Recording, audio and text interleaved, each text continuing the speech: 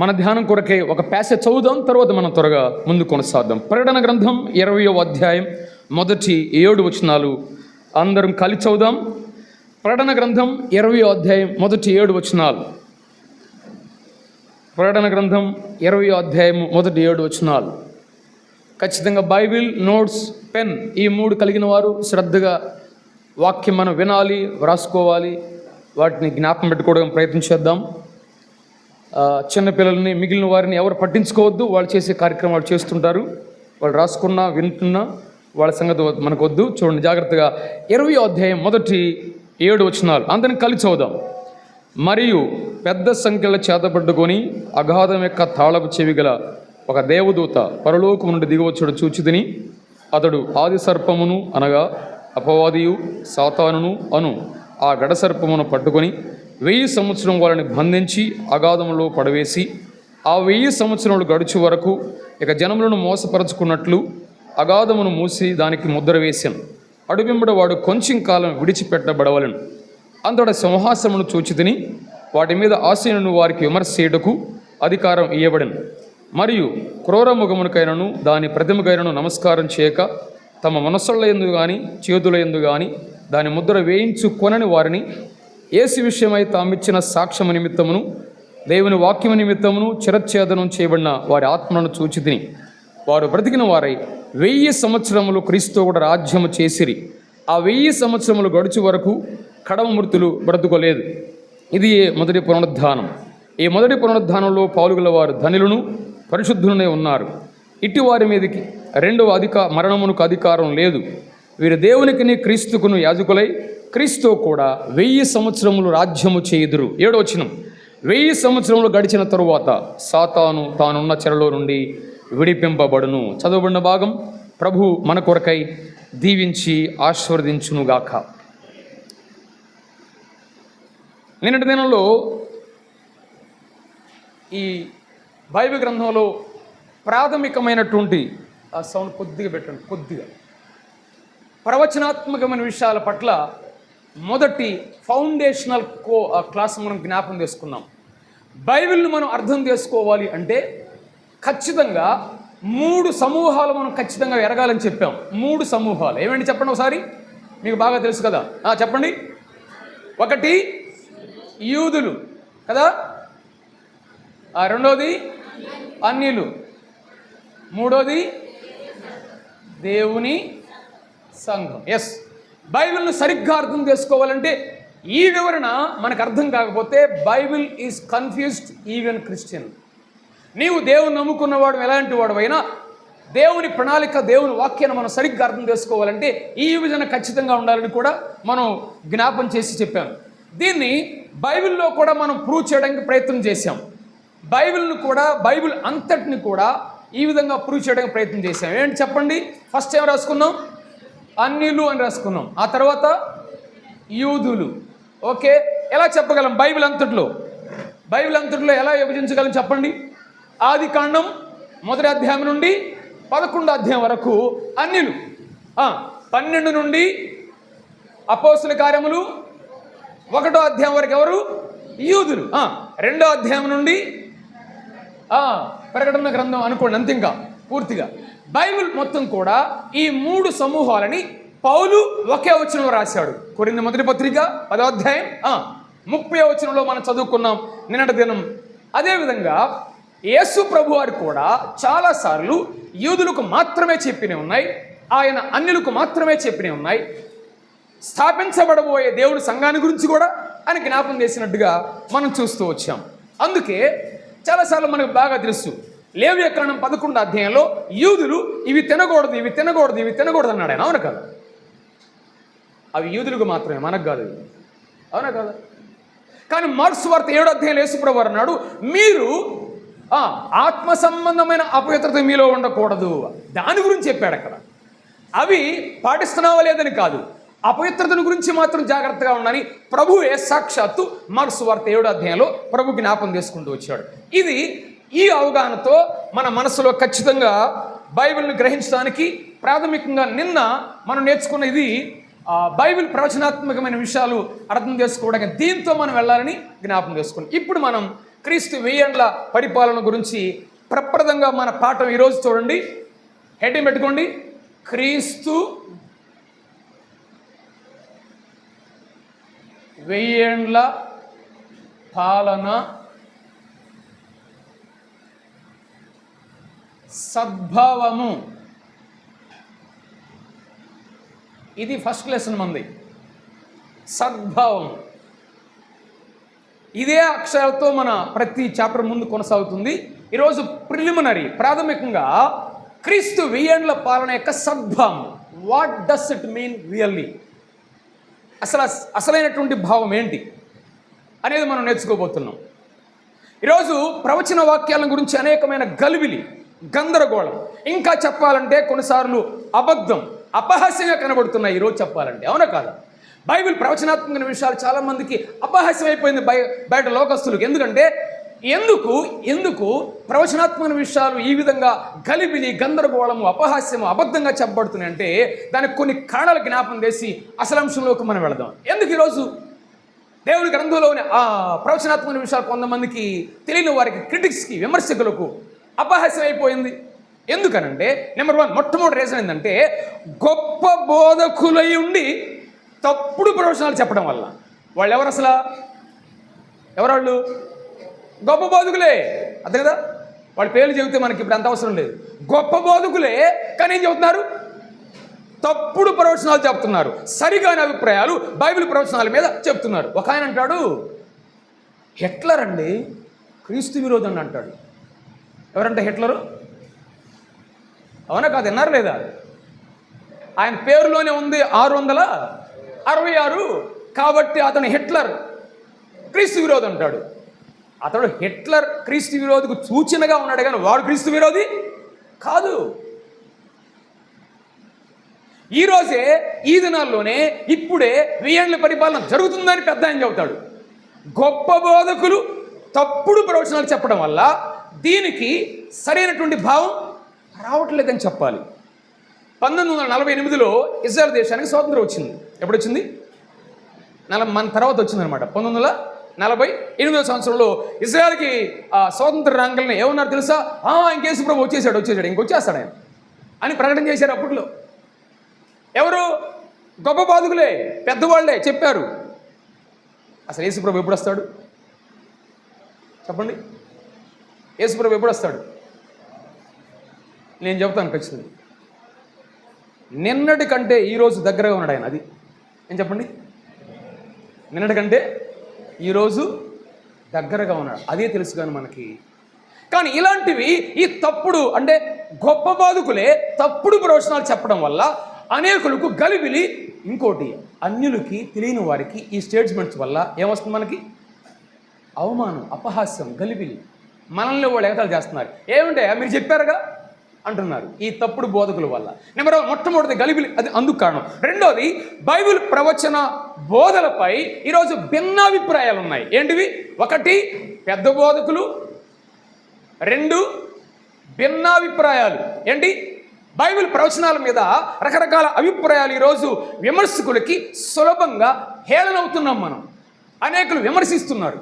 వారు రకరకాల అభిప్రాయాలు, బ్రదర్ని వాళ్ళు ఒకటి చెబితే పెందుకోసవాడు ఇంకోటి చెబుతారు. అవునా? అంటే మన మధ్య భిన్నాభిప్రాయాల వలన దేవుని యొక్క పరిశుద్ధ గ్రంథంలోని అసలైన అంశం అనేది అవి హేళన చేయబడుతుంది, ఎగతాళి చేయబడుతుంది, గలిబిలి చేయబడుతుంది. ఒక ఆయన అంటాడు, యేసుప్రభు వారు 7 ఏళ్ల శ్రమల మధ్యలో వస్తాడంటాడు యేసుప్రభు. ఒక ఆయన యేసుప్రభు వారు 7 ఏళ్ల శ్రమలకు ముందే వస్తాడంటాడు ఒక ఆయన. యేసుప్రభు 7 ఏళ్ల శ్రమల తర్వాత వస్తాడంటాడు ఇంకొక ఆయన. వెయ్యేండ్ల పాలన చివరిలో ప్రభు వస్తాడని అంటాడు ఒక ఆయన.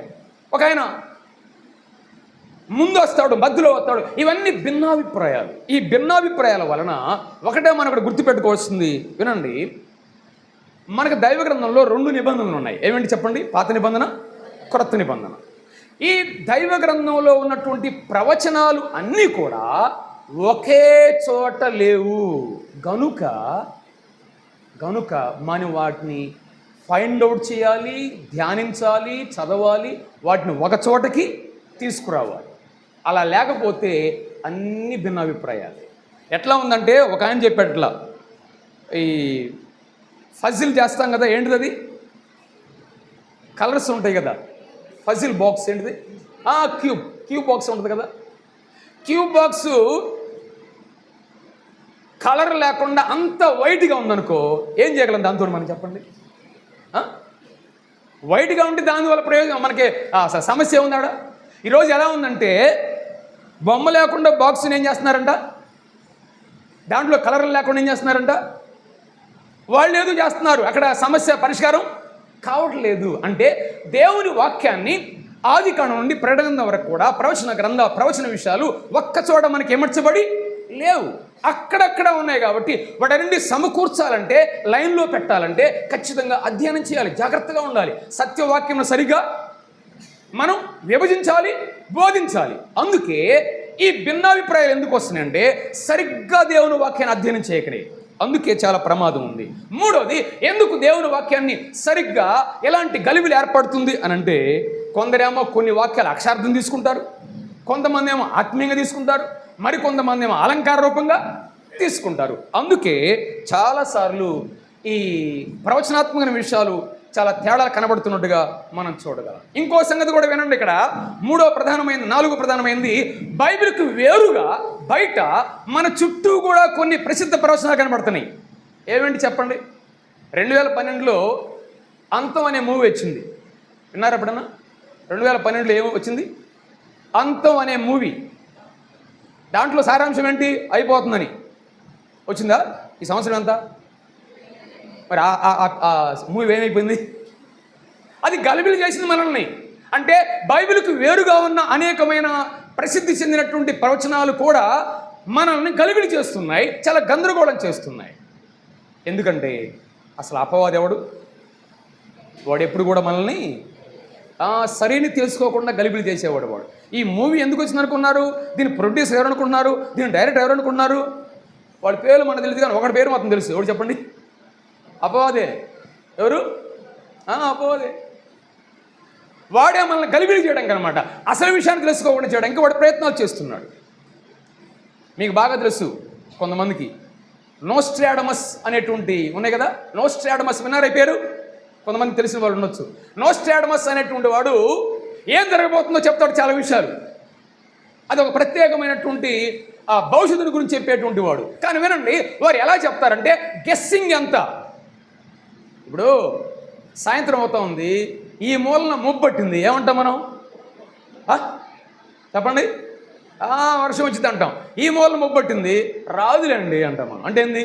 వాతావరణ పరిస్థితులను బట్టి ముందుగా చెబుతామే తప్ప నాకేదో ముందుగా తెలిసింది కాదు. అది ఆ విధంగా చెప్తాడు ఈ నోస్ట్రాడమస్ అనేటువంటి వాడు. నో స్పెసిఫిక్, వచ్చే మార్పులను బట్టి చెప్పడం మాత్రమే. కానీ బైబిల్ ఎలాంటి ప్రవచనాత్మకమైన విషయాలంటే, జంతువుల పేర్లు, స్థలాల పేర్లు, పర్వతాల పేర్లు స్పష్టంగా రాయబడింది. ఏ కాలంలో, ఎక్కడ, ఏ ప్రాంతంలో అన్నీ చెప్పబడ్డాయి. అవన్నీ నెరవేరేది దైవగ్రంథం. దైవగ్రంథం పరిశుద్ధమైంది, అది ప్రవచనాత్మకమైనది చెప్పచ్చు. ఒక్క ఉదాహరణ మీకు నేను జ్ఞాపం చేయాలనుకున్నాను. చూడండి, లూకా సువార్త 1వ అధ్యాయం 31, 32, 33 వచనాలు ఒకళ్ళు చదవండి అక్కడ త్వరగా.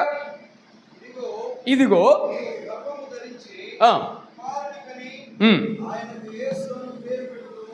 చూడండి, అందరు తీశారా? ఇక్కడ మనం చూడాలి. ఇక్కడ 7 ప్రవచనాలు ఉన్నాయి. 7 ప్రవచనాల్లో 4 ప్రవచనాలు నెరవేరినాయి, ఇంకా 3 నెరవేరలేదు. అది చూడబోతున్నాం మనం. చూడండి ఎంత స్పష్టంగా ఉందో ప్రవచనం. లూకా సువార్త 1, 31, 32, 33 వచనాలు. పెన్ తీసుకోండి, ఒకసారి పెన్ తీసుకోండి. 7 ప్రవచనాలు ఉన్నాయి. అక్కడ 7 ప్రవచనాలు 4 నెరవేరినాయి. వెరీ స్పెసిఫిక్లీ, చాలా స్పష్టంగా నెరవేరాయి. అది దేవుని గ్రంథం అంటే. చదవయ్య 31 వచనం. ఇదిగో నెంబర్ 1, నీవు గర్భము ధరించి కుమారుని కని. నెంబర్ 2, ఆయనకి యేసు అని పేరు పెట్టుదు. నెంబర్ 3, బైబిల్లోనే అండర్లైన్ చేసుకోండి, మీకు అర్థమవుతుంది. ఆయన గొప్పవాడై. 4, సర్వోన్నతుని కుమారుడనబడును. 5, నేను కింద చదువుతున్నాను, దావీదు సింహాసనమును ఆయనకిచ్చును. అది 6వది, దావీదు సింహాసనమును ఆయనకిచ్చును. 33వ వచనం చివరిలో, ఆయన రాజ్యము అంతము లేనిదై ఉండును. అండర్లైన్ చేసుకోండి, ఆయన రాజ్యము అంతము లేనిదై ఉండును. ఇప్పుడు చెప్పండి నాకు, ఇక్కడ మనం రాసుకున్నటువంటి 7 ప్రవచనాల్లో ఏమి నెరవేరాలో మీరు చెప్పండి నాకు. చెప్పండి. దేవుడే దేవదూత ద్వారా పంపించాడు. యేసు ప్రభు పుట్టబోయే ప్రభువుని గురించి ముందుగానే స్పష్టంగా చెప్పాడు. 7 ప్రవచనాలు ఏమి నెరవేరినాయి మీరు చెప్పండి నాకు. నెంబర్ 1, నీవు గర్భము ధరించి. అంటే నీవు అంటే ఎవరామె? కన్యక గర్భం ధరించడం. ఎంత విడ్డూరం, ఎంత విచిత్రం, ఎంత అద్భుతం అది. ఆమె అడిగింది ఏంటయ్యా ఎలా సాధ్యమవుతుంది అన్నది, కానీ గర్భం ధరించింది ఆమె. నెంబర్ 2 నెరవేరిందా లేదా? నెంబర్ 2 రెండోది, కుమార్తెను కంటామన్నాడా కుమారుని అన్నాడా? ఈరోజు అయితే కుమార్తె కుమారుడు చెప్పగలం. ఈరోజు ఆ రోజు చెప్పాలి మీరు. ఆ రోజు చెప్పే అవకాశం ఉందా? లేదు. కానీ ప్రభు చెప్పాడు కుమారుని కంటామన్నాడు. ఎగ్జాక్ట్లీగా ఎవరు పుట్టారు? కుమారుడే పుట్టాడు.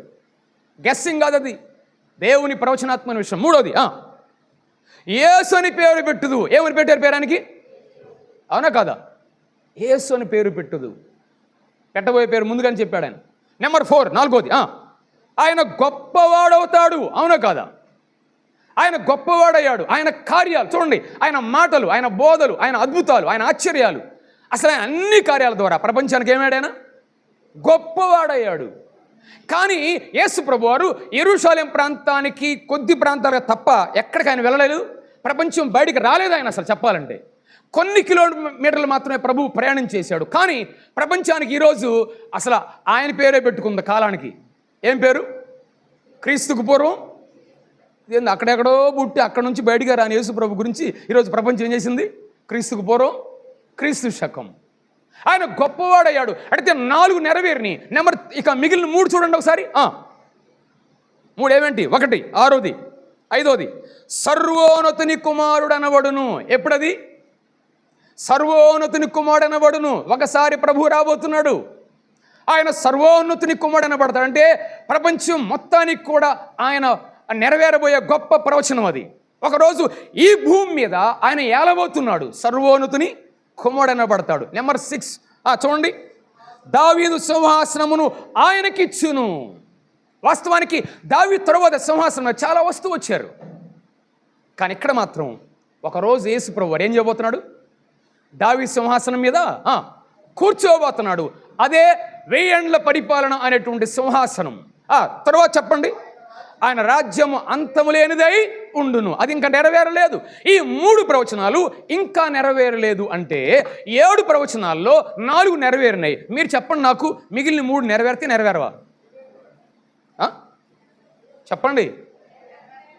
ఎలా చెప్పగలరు గ్యారంటీగా? 4 నెరవేరినాయి, మెజారిటీ నెరవేరినాయి కదా. అవునా కదా? 2 పోయినాయి, 2 నెరవేరినండి. 5 నెరవేరితే లేదో మాకేం తెలుసు అని అనొచ్చు. కానీ ఎన్ని నెరవేరినాయి? 4 నెరవేరినంటే మేజర్ నెరవేరిందంటే ఖచ్చితంగా 3 నెరవేరుతాయి ఖచ్చితంగా. అది దేవుని వాక్యం అంటే. అంతేగాని మనం ఇది ప్రవచనాత్మకమైన. అందుకే ప్రారంభంగా జ్ఞాపం చేస్తూ వచ్చాను. ఏం చెప్పండి? ఎందుకు ప్రవచన వాక్యాలు అనేక చోట్ల గలిబిలి, గందరగోళము, అబద్ధం, అపహాస్యంగా ఉంటున్నవంటే దానికి 4 ప్రధానమైనటువంటి ఒక సింపుల్ కారణాలు జ్ఞాపం చేసుకుంటూ వచ్చాను. ఏం చెప్పండి? గొప్ప బోధకులే తప్పుడు ప్రవచనాలు బోధిస్తున్నారు కాబట్టి మనకి చాలా గలిబిలి అవుతుంది. రెండోది, బైబిల్ ప్రవచన బోధలపై భిన్నాభిప్రాయాలు. ఏమిటి అంట? భిన్నాభిప్రాయాలు. సరిగ్గా వాక్యాన్ని చదవక, అధ్యయనం చేయక, బైబిల్లో ఉన్న ప్రవచనాలన్నీ ఒక్క చోట లేవు మనకి. వాటిని అధ్యయనం చేయాలి, వాటిని ఒక చోటకి తీసుకురావాలి. నెంబర్ 3 మూడో రీజన్ ఏంటి? దేవుని వాక్యం ఎందుకు గలిబిలి అవుతుంది? మూడోది ఏం చెప్పాను నేను చెప్పండి. కొందరు అక్షార్థంగా, కొంతమంది ఆత్మీయార్థంగా, కొంతమంది అలంకార రూపంగా దైవ గ్రంథంలోని ప్రవచనాలను తీసుకుంటున్నారు, వ్యాఖ్యానిస్తున్నారు. అందుకే తప్పుడు వస్తున్నాయి. యేసు ప్రభు 1000 ఏండ్ల పరిపాలన అన్నారు కానండి, అది ఆత్మీయంగానండి. అది వచ్చేది కాదు, ఆత్మీయంగా చెప్పాడు ప్రభు. అసలు ఇప్పుడే జరుగుతుంది 1000 ఏండ్ల పరిపాలన అనేవాళ్ళు ఉన్నారు. అందుకే తప్పుడు అభిప్రాయం వచ్చింది. 4వ కారణం ఏం చెప్పాను చెప్పండి. బైబిల్కు వేరుగా బయట కూడా కొన్ని ప్రవచనాలు కనబడుతున్నాయి. ఏమేంటివి అవి? మూవీల ద్వారా, కొంతమంది జ్యోతిష్కుల ద్వారా, కొంతమంది సోది చెప్పడం ద్వారా, కొంతమంది నోస్ట్రాడమస్ అనేటువంటి వాళ్ళు మేధావులు చెప్పేవాటి ద్వారా మనల్ని ఏం చేస్తున్నారు? గలిబిలి చేస్తున్నారు, అపార్థం చేస్తున్నారు. అందుకే దేవుని వాక్యం ఎంత స్పష్టమైందో, అది దేవుని మాట, దేవుని నోట నుండి వచ్చింది కనుక అది ఎలాంటి వాస్తవమైందో సత్యమైందో ఒక్క ఇన్సిడెంటే మనం చూసాం. ఒక్క యేసు ప్రభు గురించిన ప్రవచనాలలో 7 ప్రవచనాల్లో ఎన్ని నెరవేరినాయని చెప్పాం? 4 నెరవేరినాయి. మిగిలిన 3 స్పష్టంగా నెరవేరబోతున్నాయి. ఆ నెరవేరే కాలమే 1000 ఏళ్ల పరిపాలన సంబంధించినటువంటివి. అందుకే మనం చూస్తాం. అంటే ఈ సమయంలో మనం మన క్లాసులో సద్భావం అనేటువంటి దాంట్లో అసైన పాఠంలోకి మనం వెళదాం. చూడండి, ఈ లెసన్లో మనం నేర్చుకునే 3 అంశాలు. 1 ఆలోచన,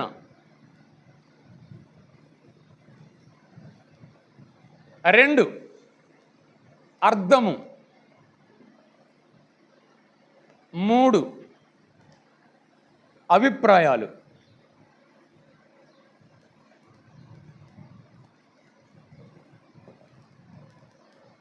క్రీస్తు 1000 ఏళ్ల పాలన గురించిన సద్భావం అనేటువంటి అంశంలో మనం నేర్చుకునబోయే ఈ సెషన్లో మనం 3 ప్రధానమైన విషయాలు జ్ఞాపకం చేసుకోబోతున్నాం. చాలా జాగ్రత్తగా నోట్ చేసుకోవడం ప్రయత్నం చేయండి. 1 ఆలోచన, 2ది అర్థం, తర్వాత అభిప్రాయాలు. అసలు క్రీస్తు 1000 ఏళ్ల పరిపాలన గురించినటువంటి ఆలోచన నెంబర్ 1 ఆలోచన. అసలు ఎక్కడిది ఆలోచన? ఎక్కడి నుంచి వచ్చింది ఈ ఆలోచన?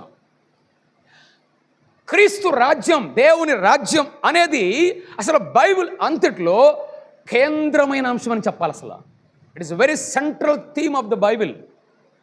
దేవుని రాజ్యం అనేటువంటి అంశమే బైబిల్లోనే ఒక కేంద్రీకృతమైనటువంటి అంశం అని చెప్పాలి. ఎందుకో తెలుసా? పాత నిబంధనలో భక్తులు ప్రవచించారు దేవుని రాజ్యం గురించి. యేసు ప్రభువే నేరుగా తన మొట్టమొదటిగా ఆయన పరిచర్య ప్రారంభించింది ఆ పదంతోనే ప్రారంభించాడు. ఏం చెప్పండి? పరలోక రాజ్యము. అసలు నోరు తెరవంగలే పదం వచ్చింది బయటికి, పరలోక రాజ్యము. లేక కొన్ని స్వార్థల్లో దేవుని రాజ్యం. చూసారా? యేసు ప్రభువారు తన నోటితోనే దేవుని రాజ్యం, పరలోక రాజ్యంతోనే ప్రారంభించాడు. అపోస్తలులు కూడా అదే దేవుని రాజ్యం గురించి ప్రకటించారు వాళ్ళు. అర్థమైందా? అంటే ఆలోచన అనేటువంటి దాంట్లో మనం ప్రధానంగా జ్ఞాపకం చేసుకోవాల్సింది దేవుని రాజ్యం అనేది బైబిల్ అంతట్లో కేంద్రీకృతం కాగా ప్రవక్తలు, పాత నిబంధన ప్రవక్తలు ఈ దేవుని రాజ్యం గురించి ఖచ్చితంగా ఆలోచన తీసుకొచ్చారు. చదవండి, దానియేలు గ్రంథం 4వ అధ్యాయం 17వ వచనం.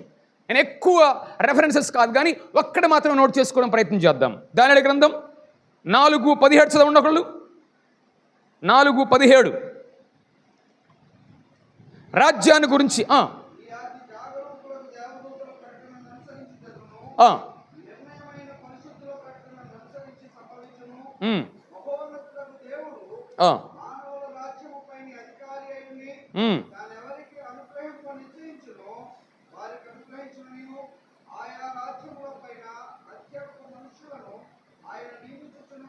చూసారా? ఆయన ఆ రాజ్యము పైన నియమించున్నాడు. ఆయన రాజ్యము చేయబోతున్నాడు. మానవ రాజ్యాలకు రోజు అంతం కాబోతున్నాయి. ఆయన రాజ్యం చేయబోతున్నాడని దానియేలు ప్రవక్త తన గ్రంథంలో ముందుగానే ప్రవక్తలు కేవలం దానియేలు గ్రంథం మాత్రమే తీసుకున్నాం. మనం ఒక్క రెఫరెన్స్ చాలు మనకి. దేవుని నోట ఒక్క మాట చాలు మనకి. అవునా కాదా? ఒక్క వచనం చాలు మనకి. అంటే పాత నిబంధనలో చాలామంది ప్రవక్తలు, ఎక్కువగా దానియేలు, యెహెజ్కేలు, యెషయా, మరికొంతమంది ప్రవక్తలు ఎక్కువగా దేవుని రాజ్యాన్ని గురించిన ఆలోచన అక్కడ స్పష్టంగా మనం అక్కడ గమనించగలము. అసలు దేవుని రాజ్యం నిత్యత్వం నుండి నిత్యత్వం వరకు ఉండేది. అయితే భూమి మీద మనుషుని ద్వారా ఆయన సృష్టి మీద ప్రభుత్వం ఏర్పడటం అనే దాని ద్వారా చూపించబోతున్నాడు అనే ఒక ఆలోచన, దేవుని రాజ్యము 1000 ఏళ్ల పరిపాలన భూమి మీద ప్రభు స్థాపించబోతున్నాడు అనేది పాత నిబంధనలో ప్రవక్తల ద్వారా దేవుడు ముందుగానే తీసుకుని వచ్చాడు. అది పాత నిబంధన భక్తులు మాత్రమే కాదు, సాక్షాత్ యేసు ప్రభు కూడా చెప్పాడు. చదవండి, మత్తయి సువార్త 25వ అధ్యాయం 34వ వచనం. మత్తయి సువార్త 25వ అధ్యాయం 34వ వచనం. ఎప్పటి నుంచి ఉందంటే ఈ రాజ్యం? ఎప్పటి నుంచి ఉందంట ఆయన ఆలోచన? చూచి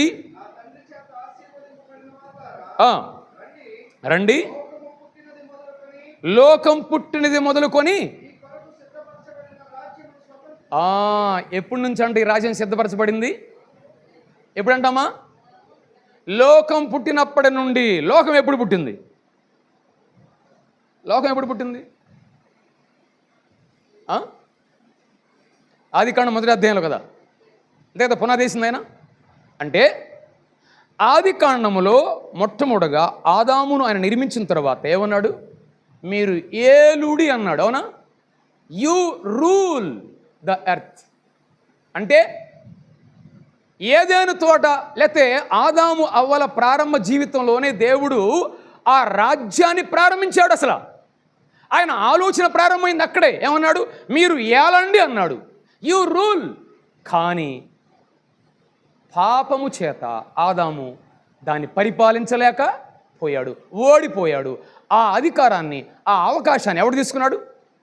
అపవాది తీసుకున్నాడు. అందుకే అపవాదికి బైబిల్ ఏం పేరుంది? లోకాధికారి. ఏం పేరు వాడి పేరు?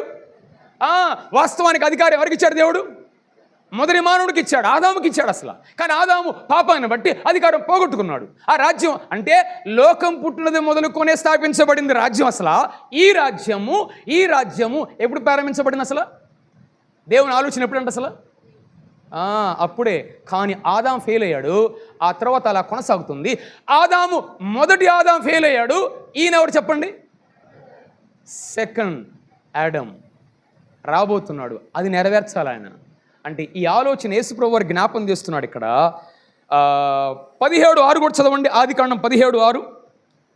దానికంటే ముందు ఒక వచనం రాసుకోండి. ఆదికాండం 1:26, 27, 28 వచనాలు. ఆదికాండం 1:26 నుంచి 28 వచనాలు. 17:6 ఒక్కరు చదవండి ఎవరైనా.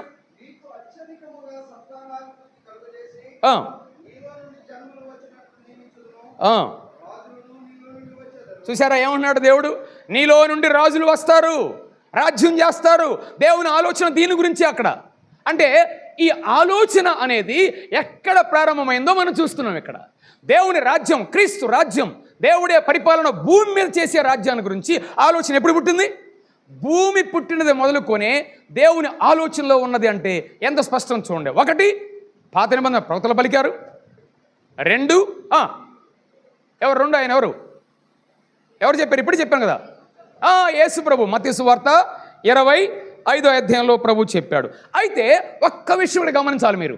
చూడండి, రాజ్యం అనేటువంటి పదం పాత నిబంధన ప్రవక్తలు కానీ ప్రభువు కానీ ప్రవచించారు, చెప్పారు. కానీ వినాలి ఇక్కడ జాగ్రత్త వినండి.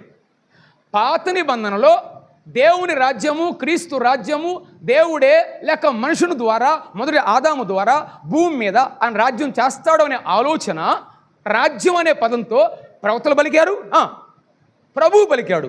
కానీ ఒకటి మాత్రం వినాలి ఇక్కడ. పాత నిబంధనలో రాజ్యం అనే పదంతో ఆలోచన తీసుకురాబడింది, కానీ అది ఎంతకాలం అనేది మాత్రం పాత నిబంధనలో ఎక్కడా లేదు. కానీ అదే పరణ గ్రంథానికి వచ్చేలాకి ఎక్కడ చూస్తాం? ఎంతకాలం ఉంటుంది? 1000 ఏండ్లు అని చెప్పబడింది. అంటే ఈ రాజ్యాన్ని గురించిన ఆలోచన ప్రవక్తలు పలికారు, ప్రభువు పలికాడు. కానీ రాజ్యం అనే భావంతో ఉంది, కానీ ఏళ్తారు అనేది ఉంది, కానీ అది ఎంతకాలం అనేది స్పష్టంగా మనకు రాయబడలేదు. అది మొట్టమొదటిగా మన మనసులో పెట్టుకొని తర్వాత మనం ముందుకెళ్దాం. నెంబర్ 1 ఏం చెప్పుకొని చెప్పండి. దాని ఆలోచన ఎక్కడ ఎలా ప్రారంభమైందో, దేవుడు ఏ విధంగా బయలుపరిచాడో మనకు అర్థమైపోయింది. God's rule on earth. ఆదాము విఫలమయ్యాడు, దేవుడు దాన్ని అలా పోస్ట్పోన్ చేశాడు. చిరిగి ప్రభు అయిన క్రీస్తు యేసు ద్వారా దాన్ని నెరవేర్చబోతున్నాడు.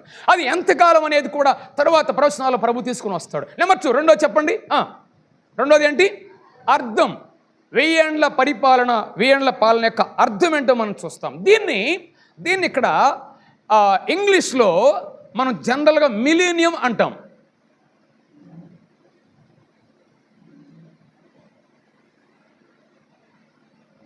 ఏం చెప్పండి? మిలీనియం అంటే ఎన్ని సంవత్సరాలు? 1000 సంవత్సరాలు అని చెప్పండి. మిలీనియం ఈ పదం అనేది వాస్తవానికి లాటిన్ భాష నుంచి వచ్చిందనమాట. లాటిన్ భాష అంటే చూడండి, మిల్లే అంటే 1000, యానం అంటే ఇయర్స్. మిల్లే అంటే ఎంత? 1000. యానం అంటే ఇయర్స్. అంటే మొత్తం ఎంత చెప్పండి? 1000 years. దీన్నే మిలీనియం అంటారు. లాటిన్ భాష నుంచి వచ్చినటువంటి పదం అది. అయితే బైబిల్లో ఈ 1000 ఏండ్ల పరిపాలన లేక రాజ్యాన్ని గురించినటువంటి పదాలు కొన్ని అక్కడక్కడ చెప్పబడ్డాయి. వాటిని గురించి మనం జ్ఞాపం చేసుకుంటే మనకు సులభంగా అర్థమవుతాయి. కొన్ని పదాలు మీకు చెప్తాను చూడండి, త్వరగా రాసుకోవడం ప్రయత్నం చేయండి. హెబ్రీ పత్రిక, ఈ రెఫరెన్స్ రాసుకోండి, 2:5. హెబ్రీ పత్రిక 2:5. అక్కడ ఏ పదం చెప్పబడింది? హెబ్రీ పత్రిక 2:5. రాబోవు లోకము. ప్లీజ్ నోట్, రాబోవు లోకము ఏంటిది? అది ఇదే అనమాట. ఇదే రాబోవు లోకం. మత్తయి సువార్త 5:10. మత్తయి సువార్త 5:10 చదవయ్యా. మత్తయి సువార్త 5:10. పరలోక రాజ్యము ఇదే పరలోక రాజ్యం. ప్రభు కొండమీద ప్రసంగంలో చెప్పిన ప్రస్తావన ఈ రాజ్యాన్ని గురించే. పరలోక రాజ్యము వారిది, వారు ఉండబోతారు అక్కడ. మార్కు వార్త 1:14. మార్కు వార్త 1:14. మార్కు వార్త 1:14.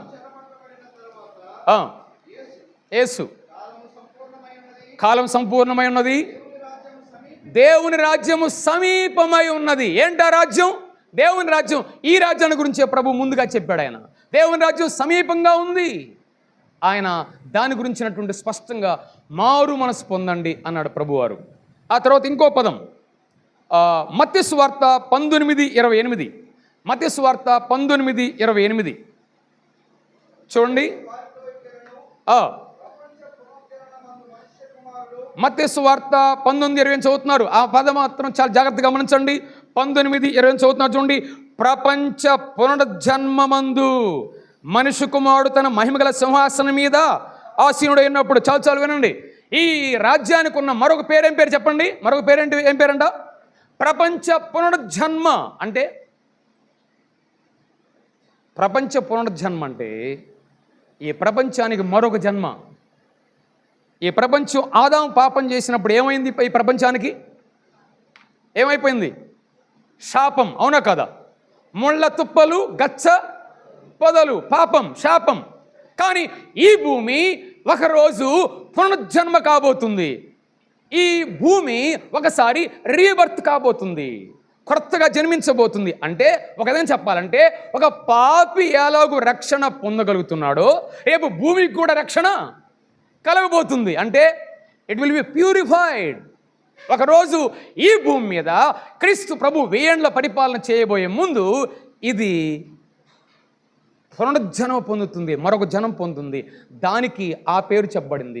క్రీస్తు 1000 ఏండ్ల రాజ్యాన్ని గురించిన మరొక పదం ఏంటంటే ప్రపంచ పునరుజ్జన్మము. అపోస్తలుల కార్యములు మరొక పేరు. అపోస్తలుల కార్యములు 3:19. అపోస్తలుల కార్యములు 3:19. ప్రభు సముఖము నుండి విశ్రాంతి కాలములు. ప్లీజ్ నోట్ ఆ పేరు, ఆ పదం పట్టుకోండి చాలు. విశ్రాంతి కాలములు అంటే ఏమిటది? విశ్రాంతి కాలాలు అంటే ఏంటివి? 1000 ఏండ్ల రాజ్యాన్ని గురించిన ప్రస్తావనది. ఇంకొక పేరు కూడా చదవయ్యా. 21 చదవండి. 21 ఒక్కడే.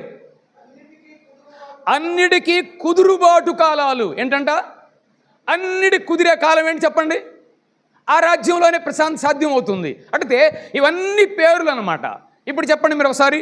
క్రీస్తు 1000 ఏండ్ల రాజ్యాన్ని గురించి, ఇలాగ దేవుని రాజ్యాన్ని గురించినటువంటి కొన్ని పేర్లు దైవ గ్రంథంలో మనం చెప్పుకున్నాం. ఏమేంటి చెప్పండి? రాబో లోకం, పరలోక రాజ్యం, దేవుని రాజ్యం, ప్రపంచ పునర్జన్మ, విశ్రాంతి కాలాలు, అన్నిటి కుదిరే కాలాలు. ఇవన్నీ దానికి పెట్టబడినటువంటి దైవ గ్రంథంలో పేర్లు అన్నమాట. దీని గురించి మనకి ఆ పదాల్లోనే మనకు అర్థమవుతుంది. నెంబర్ 3, మూడో దానికి వెళ్ళిపోదాం చూడండి త్వరగా. ఇక్కడే ఎక్కువ కొద్దిసేపు మనం నిలిచి అభిప్రాయాల విషయంలో మనం అర్థం జాగ్రత్త చూడండి. మనం ఇప్పుడే చదువుకున్నాం ప్యాసేజ్ ఏం చెప్పండి? ప్రకటన గ్రంథం 20వ అధ్యాయము మొదటి 7 వచనాల్లో అక్కడ 1000 సంవత్సరములు ఏలుదురు అనేటువంటి పదం ఎన్నిసార్లు వచ్చింది గమనించారా? ఒకసారి చూడండి, బైబిల్ చూడండి ఒకసారి, తెరవండి త్వరగా. ప్రకటన గ్రంథం 20వ అధ్యాయము మొదటి 7 వచనాలు ఎన్నిసార్లు వచ్చిందో చెప్పండి ఒకసారి నాకు. అక్కడ అండర్లైన్ చేసుకొని చదవద్దయ్యా, చదవద్దు. మీకు మీరు చదివి 1000 సంవత్సరాలను ఎన్ని చోట్ల వచ్చిందో అండర్లైన్ చేయండి.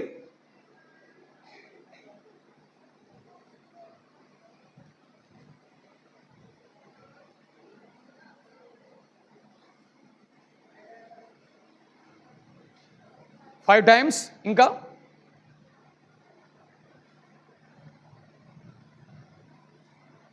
ఫస్ట్ 7 వచనాలు అని చెప్పాను నేను. ఫస్ట్ 7 వచనాలు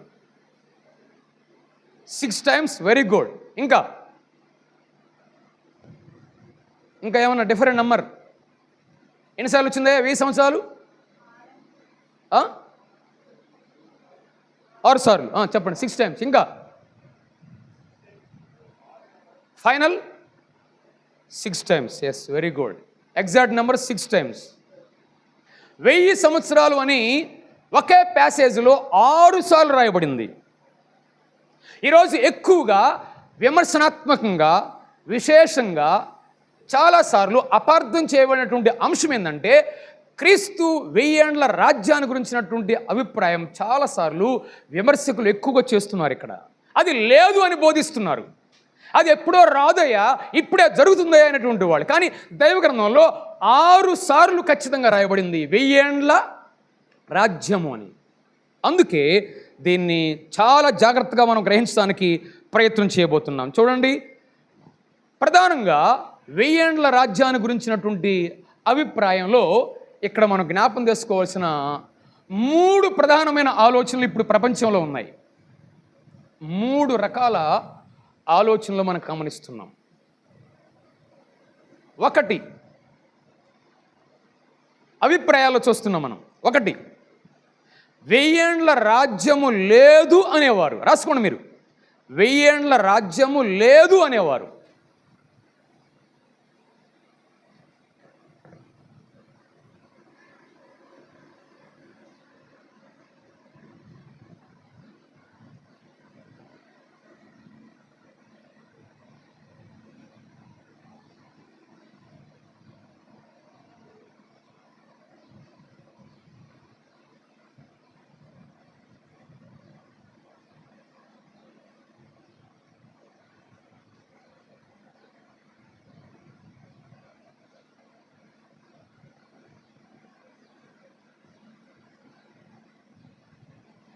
చూడండి, ఇక్కడ ఈ 1000 ఏండ్ల రాజ్యము లేదు అనేటువంటి వారు జాగ్రత్త చూడాలి. అందరూ కనబడుతుంది, ఇటు వాళ్ళు కూడా కనబడుతుందా? మనం చదివాం ఆ ప్యాసేజ్లో, అపవాది బంధించబడిన తరువాత 1000 ఏండ్ల రాజ్యం ప్రారంభమవుతుంది. గమనించారా? చదివారా? దాంట్లో ఉందా? 1000 ఏండ్ల రాజ్యం ప్రారంభించేది ఎప్పుడు? దానికి ముందేం జరుగుతుంది? అపవాది బంధించబడుతుంది. అంటే అపవాది బంధించబడుతుంది. దీన్ని బట్టి వినండి, వీళ్ళు ఏమంటున్నారంటే 1000 ఏండ్ల రాజ్యం ఇప్పుడు అసలు లేనే లేదు అనేటువంటి వాళ్ళు ఏమంటున్నారంటే, వాళ్ళ యొక్క అభిప్రాయం ఏంటంటే, వాళ్ళ యొక్క ఆలోచనలో ఏమనుకుంటున్నారంటే, అసలు రాజ్యం అనేది ప్రత్యేకంగా ఏమి లేదయా, వాస్తవం అపవాది బంధించబడటం అనేది వాక్యంలో స్పష్టంగా ఉంది. కానీ వాళ్ళు ఏమంటున్నారంటే, ప్రస్తుతమే 1000 ఏండ్ల ప్రస్తుతమే 1000 ఏండ్ల రాజ్యం అనేది, అసలు 1000 ఏండ్ల రాజ్యం అనేటువంటిది లేదు, అసలు ప్రస్తుతమే కొనసాగుతుంది అంతే అని వాళ్ళు అభిప్రాయం చేస్తున్నారు. అంటే 1000 ఏండ్ల రాజ్యం అనే ప్రస్తావనే లేదు అసలు, అది ఆత్మీయంగా దేవుడు చెప్పాడు, ఇప్పుడే ఆ రాజ్యం కొనసాగుతూ ఉంది అని వాళ్ళు బోధిస్తూ ఉన్నారు. దీన్ని బట్టి ఇది ఎక్కడంటే 3 నుంచి 4వ శతాబ్దంలో పుట్టింది ఈ అభిప్రాయం. ఎప్పుడు చెప్పండి? 3-4 శతాబ్దాల్లో టైకోనియన్ అనేటువంటి ఒక వ్యక్తి దీన్ని ప్రతిపాదించాడు. టైకోనియన్ అనేటువంటి ఒక వ్యక్తి 3-4 శతాబ్దాలలో అసలు 1000 ఏండ్ల రాజ్యం అనేదే లేదు, అది ఇప్పుడే కొనసాగుతుందంటే ఉంటే అంతే తప్ప, అది ఆత్మీయంగానే తప్ప. అంటే వాళ్ళ యొక్క అభిప్రాయం ఏంటంటే, యేసుక్రీస్తు యొక్క రాజ్యం నేడే ఉంది, ప్రత్యేకంగా ఏమి లేదు. ఆయన రాజ్యం మొదటి రాకతో ప్రారంభమైంది. ఎప్పుడు వచ్చాడు యేసుప్రభు వారు? మొదటిసారి వచ్చాడు కదా. రెండో రాకడతో ముగించబడుతుంది.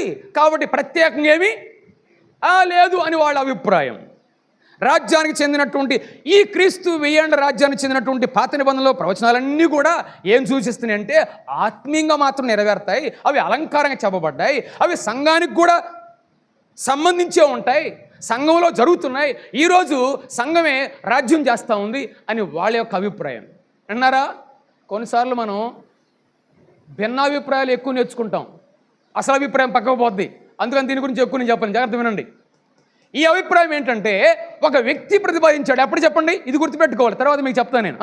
3-4 శతాబ్దాలలో ఒక వ్యక్తి దీన్ని ప్రతిపాదించాడు. ఏంటంటే 1000 ఏండ్ల రాజ్యం అనే దాని గురించి బైబిల్లో అంత ఆత్మీయమే, అది భౌతికమైంది కాదు. కాబట్టి మీరేమి ఇది కావద్దు అంటూ అక్కడ చెప్పినటువంటిది ఏంటంటే ఇది ఒక సుదీర్ఘమైనటువంటి కాలమయ్యా. ఆయన మొదటి రాకతో ప్రారంభమవుతుంది, రెండో రాకతో ముగించబడుతుంది, అంతే తప్ప 1000 ఏండ్లు అని బైబిల్లో అయితే 1000 ఏండ్లు అనేటువంటిది ఆత్మీయమైంది అని బోధిస్తూ వచ్చారు వీళ్ళు. దీన్నే 1000 ఏండ్ల రాజ్యం లేదు అనే అభిప్రాయం. అట్లయితే వీళ్ళకు ఒక ప్రశ్న వేయాలి మనం ఇప్పుడు. జాగ్రత్త వినండి. ఇప్పుడు ఇది తప్పు అని చెప్పడానికి ఒక ప్రశ్న వేయబోతున్నాం మనం. ఏం చెప్పండి? నేను ముందే చెప్పాను ఆల్రెడీ. ఒకవేళ 1000 ఏండ్ల రాజ్యం ఈ మధ్యలోనే ఆత్మీయంగా ఉంది అనుకుంటే దీనికంటే ముందు ఏం జరగాల? అపవాది బంధించబడాలి. అపవాది బంధించబడితే మరి ఇప్పుడున్న పరిస్థితులు ఎలా ఉన్నాయి చెప్పండి? అపవాది బంధించబడ్డా, విజృంభిస్తున్నాడా? ఎలా ఉంది? అపవాది బంధించబడ్డం అనేది ఎలా ఉంది? ఇప్పుడు జరుగుతుందేమన్నా? వాడికి ఏం పేరుంది బైబిల్లో? ఈ లోక దేవత అవిశ్వాసులకు మనోనేత్రం కలిగిస్తూ ఉంది అన్న సారి చెబుతున్నాడు. అదే రాజురావు అన్న. పెద్ద పెద్ద మేధావులు కూడా దేవుడు అర్థం కావట్లా. అవునా కాదా? వాళ్ళ జ్ఞానం వల్లనే దేవుని ఎరక్కున్నారంట వాళ్ళు. కొరింథీ మొదటి పత్రికలో వాళ్ళ మేధావుల వల్ల, వాళ్ళ యొక్క గొప్ప గొప్ప జ్ఞానాల వల్ల ఒక ఆయన పిహెచ్డి చదివి దేవుళ్ళు అంటాడు. చివరికి ఏమంటాడు?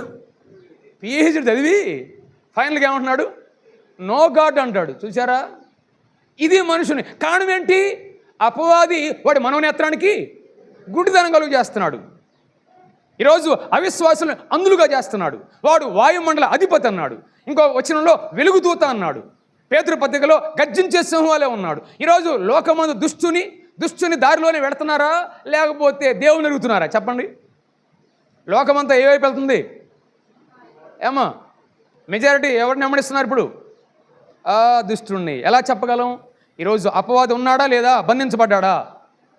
పాపం ఉందా లేదా? విస్తృతంగా అని చెప్పాలా?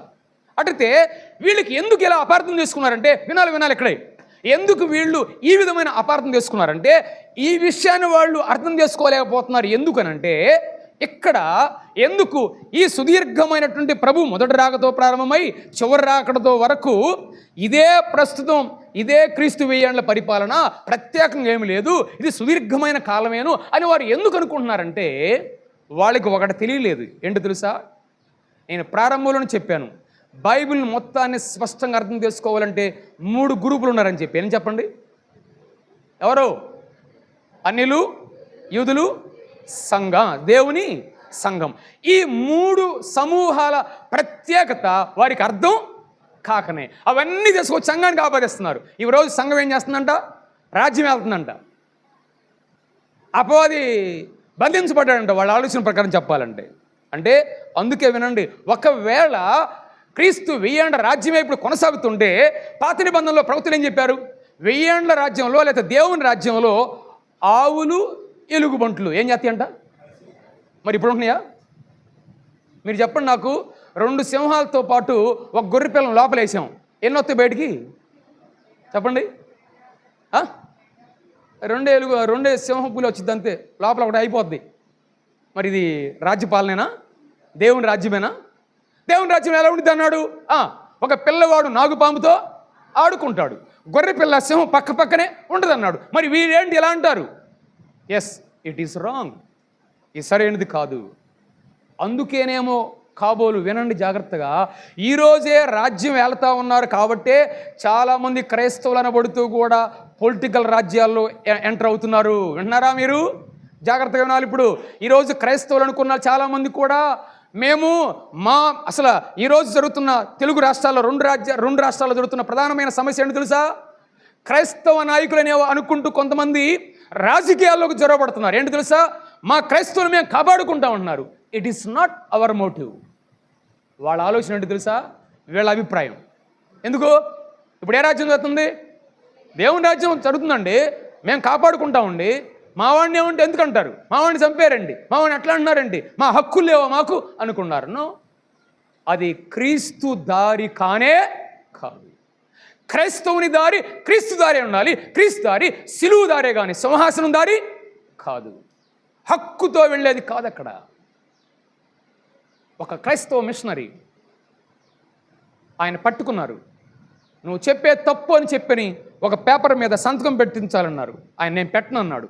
లేదని చెప్పి ఆయన చేత నోటితో మాట చెప్పించి రాయించారు, సంతకం పెట్టించారు. ఎట్లాగైతే ఏమని చివరిలో సంతకం పెట్టేశాడు. ఆ తర్వాత తీసుకెళ్లారు, ఒక పెద్ద పోలు కట్టేశారు. ఆయన్ని నిప్పు కాగడాతో ఆయన కాల్చివేయడానికి ప్రారంభం చేశారు. అప్పుడు ఆయన ఏమన్నా తెలుసా? ఫస్ట్ అయ్యా ఆగండి, నన్ను తగలబెట్టే ముందు ఈ చేయిని తగలబెట్టండి ముందు అన్నాడు ఆయన. ఏ చేయిని? ఈ చేయిని. ఎందుకయ్యా అని అంటే, నేను చెప్పిన సత్యాన్ని తప్పు అని మొట్టమొదటిగా సంతకం పెట్టింది ఏంటిది? ఈ చేయి. ముందు దీన్ని కాల్చండి. That is called Christianity. నన్ను ఎందుకు పట్టుకుంటారు? నాకు హక్కు లేదా? నాకు మైనారిటీ, నాకు సెక్షన్స్ లేవా? No, this is not our route. మన ప్రభు చెప్పింది సిలువదారి. అదే ప్రభు మనకు బోధించింది. దేని గురించి నాకు రాజ్యాంగం ఉంది? నో, మన రాజ్యాంగం వేరు. రాజ్యాంగం చేసేది చట్టాలు ఉన్నాయి, అవి చేసుకుంటాయి. అవునా కదా? మనం చేసేది కాదు అది. నడి బజార్లో ఒకడొచ్చి అలా అంటాడు ఎలా అంటాడంటే, అది చట్టం చూసుకుంటుంది, మనం చూసుకునేది కాదు. కానీ స్పష్టంగా చెప్పాల్సిన బాధ్యత ఉంటుంది, అది వేరే సంగతి. కానీ ఇక్కడ నుండి వీళ్ళు 1000 ఏండ్ల రాజ్యం యొక్క దేవుని రాజ్యం లేదు అని బోధిస్తున్నారు. కాబట్టి ఇప్పుడే రాజ్యం ఉంది కాబట్టి మనం దాంట్లో జొరబడదాం. యేసుప్రభు పక్కనే ఉన్నాడు ఒక ఆయన, ఎవరైనా చెప్పండి? ఇస్కరియోతు ఆ రోజే ప్లాన్ చేశాడు. అయ్యా, నువ్వు ఈ రోమా సామ్రాజ్యం పడగొడితే ఏం చేస్తాడు? మేము నేను వెంబడిస్తాం, నువ్వు రాజు అయితే మేము కూడా మంత్రులతో అనుకున్నాడు. ఫెయిల్ అయిపోయింది. ప్రభు అన్నాడు, నా రాజ్యం ఈలోకి సంబంధమైంది కాదని ప్రభు స్పష్టంగా చెప్పాడు. ఇది నెంబర్ 1. నెంబర్ టూ త్వరగా చూడండి, నేను త్వరగా ముగిస్తాను చూడండి. రెండో అభిప్రాయం రాసుకోండి. రెండో అభిప్రాయం, 1000 ఏండ్ల తరువాత క్రీస్తు వస్తాడు. రెండో అభిప్రాయం ఏంటి? 1000 ఏండ్ల తరువాత క్రీస్తు వస్తాడు.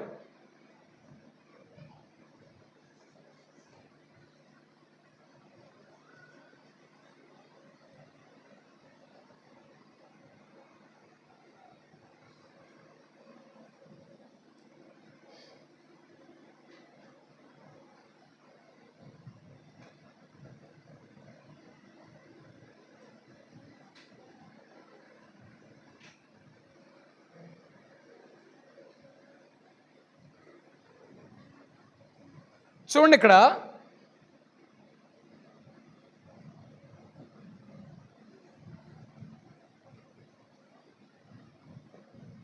చాలా సింపుల్గా వినండి, ఏం కష్టపడదు, జాగ్రత్తగా వినండి, జాగ్రత్తగా.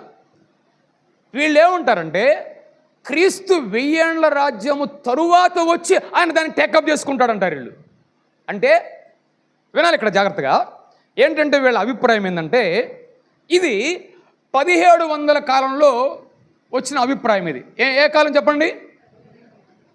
1700 కాలంలో డానియల్ విట్బీ అనేటువంటి ఒక వ్యక్తి 1700 కాలంలో దీన్ని ప్రతిపాదించాడు, దీన్ని అభిప్రాయపడ్డాడు. ఏమంటాడంటే, యేసు ప్రభువారు 2వ రాకడ తర్వాతనే వస్తాడు అనేది స్పష్టంగా అతను చెప్పకుండా ఏం చెప్తున్నారంటే,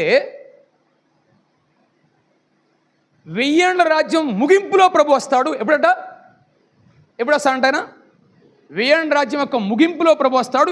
ఈ లోపు అయిపోద్ది, 1000 ఏండ్ల రాజ్యం అయిపోద్ది. ముగింపులో వచ్చేసి ఈ రాజ్యాన్ని రెడీ చేస్తారు మనుషులు.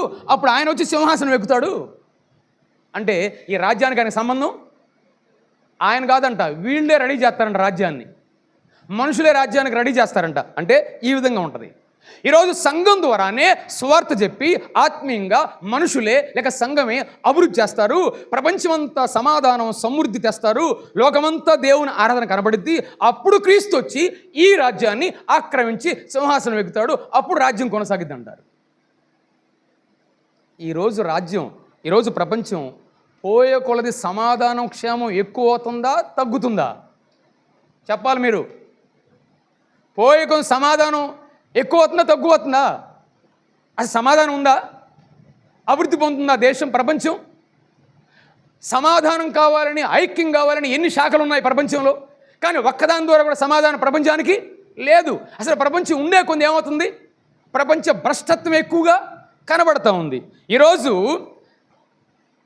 ఇంకా భ్రష్టత్వం కనబడతా ఉన్నటువంటి పరిస్థితులు. ఒక విధంగా చెప్పాలంటే వీరి అభిప్రాయం ప్రపంచ మొదటి యుద్ధ కాలంలో జరిగింది. ఈ అభిప్రాయం ఏ కాలం ఇది? మొదటి ప్రపంచ యుద్ధ కాలంలో జరిగింది. కానీ ఏం జరిగింది? వీళ్ళు చెప్పిన అభిప్రాయం తర్వాత వెంటనే ఏమొచ్చిందంటే మొదటి ప్రపంచ యుద్ధం వచ్చింది. అప్పుడు ఏం జరిగింది? అనేక మంది చనిపోయారు. ప్రపంచంలో చాలామంది కిల్లింగ్ చేయబడ్డారు. అంటే ప్రపంచం ఉండే కొంది ఇంకా భయంకరం అయిపోయింది. ఆ తరువాత ప్రపంచ రెండో యుద్ధం వచ్చింది. అప్పుడు అనేక మంది మోసగించబడ్డారు, ప్రపంచం చెదిరిపోయారు. ఇప్పుడు అన్నిటిని బట్టి ఒక్క వచనం చదువుదాం చూడండి. మనం తిమోతికి రాయబడిన 2వ పత్రిక 3వ అధ్యాయం. తిమోతికి రాయబడిన 2వ పత్రిక 3వ అధ్యాయము ఒక వచనం చూడండి.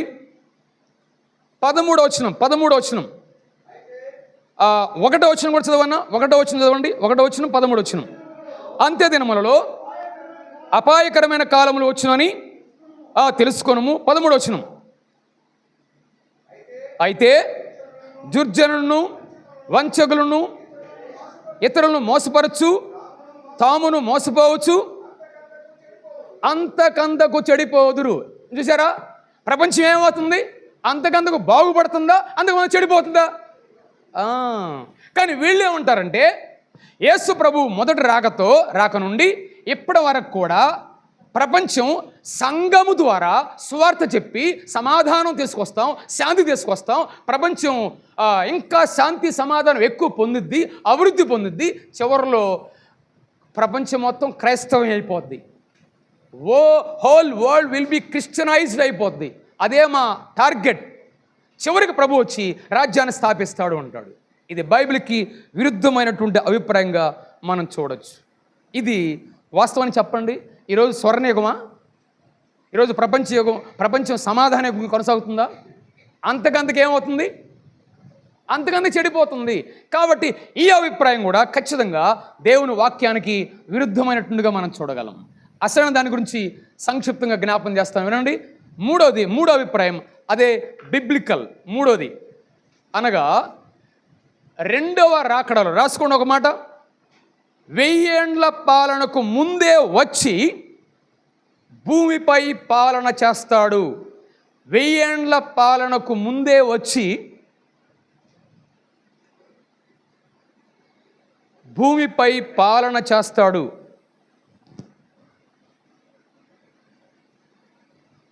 ఈ అభిప్రాయము ఎప్పుడు వచ్చింది చెప్పండి? 1వ శతాబ్దంలోనే వచ్చింది. ఈ అభిప్రాయం ఆది సంఘము అభిప్రాయం. ఇది ప్రారంభంలో అపోస్తలులు లేక ప్రవక్తలు పలికినటువంటి ప్రవచనమే ఇది. బైబిల్లో ఉన్న సిద్ధాంతం, బైబిల్లో ఉన్నటువంటి సత్యం ఇది. అనగా ఇది మాత్రమే ఆది సంఘం ఆరంభం నుండి నమ్మింది. మీరు చెప్పండి, ఫస్ట్ అభిప్రాయం ఎప్పుడు పుట్టింది? అది 3-4 శతాబ్దాల్లో. రెండోది 17వ శతాబ్దంలో. ఇది 1st సెంచరీలోనే. ఇది బిబ్లికల్. ఇది మొట్టమొదటిగా మన అపోస్తలులు నమ్మినటువంటి కాలం ఇది. అనగా ఈ భూమిపై భౌతికంగా యేసు ప్రభు వచ్చి పాలన చేస్తాడు అనేది. అందుకే ఈ ఒక్క పదాన్ని మనం అర్థం చేసుకుంటే మనకు అర్థమైపోతుంది. జాగ్రత్త చూడండి, మరలా ఒకసారి జ్ఞాపం చేస్తాను. ఇక్కడ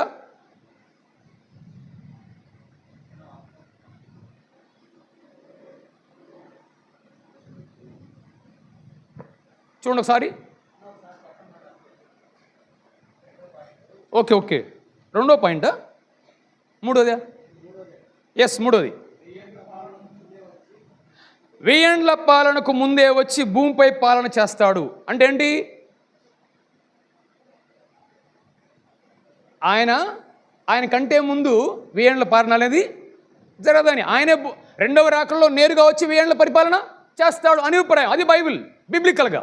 దాని గురించి మనం కొద్ది వివరంగా జ్ఞాపం చేసుకోబోతున్నాం. అందుకే చూడండి ఇక్కడ, జాగ్రత్త చూడండి. ఇక్కడ ఈ మ్యాప్లో చూడండి. ఇక్కడ ఈరోజు విశ్వాస భ్రష్టత్వం కనబడతా ఉంది. అవునా? అన్నారా?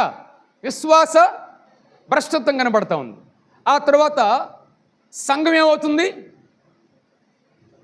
సంఘం ఎత్తబడుతుంది.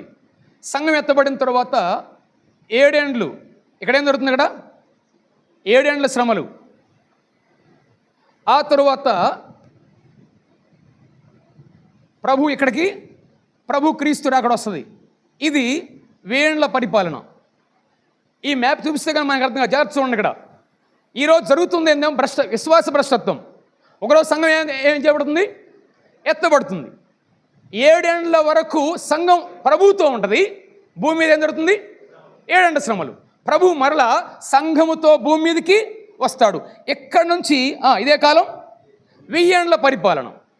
ఆ తరువాత ధవళ మహాసింహాసనం, ఆ తరువాత నూతన భూమి, నూతన ఆకాశం, తర్వాత నిత్యత్వం. ఇక్కడ వరకు గమనించండి. అంటే ఈ అభిప్రాయం ఏంటంటే 7 ఏండ్ల శ్రమల తర్వాత ప్రభు 2వ రకంలో నేరుగా భూమి మీదకి వస్తాడు. తన పాదం ఒలీవల కొండ మీద ఆయన ఆనిస్తాడు. వచ్చిన తర్వాత అక్కడ నుంచి ఇక్కడ వరకు 1000 ఏండ్ల పరిపాలన చేస్తాడనేది బిబ్లికల్గా మనం నేర్చుకునే ప్రధానమైన. దీన్ని ప్రారంభం నుంచి అపోస్తలులు, ప్రారంభ సంఘ పితరులు అనగా చాలామంది, పోలికార్, ఐరేనియస్, చాలామంది భక్తులందరూ కూడా మొదటి శతాబ్దం నుండి నమ్మినటువంటి సత్యం, బిబ్లికల్ ట్రూత్ అనేది స్పష్టంగా మనం జ్ఞాపం చేసుకోవచ్చు. దీన్ని బట్టే సరిగ్గా యేసు ప్రభు వారు పరలోకానికి ఆరోహణమయ్యేటప్పుడు శిష్యులు ప్రభువుని అడిగారు. ఏం చూడండి ఒకసారి. అపోస్తలుల కార్యములు 1:11 చదవండి. అపోస్తలుల కార్యములు 1:11 లేక దానికంటే ముందు 6వ వచనం కూడా.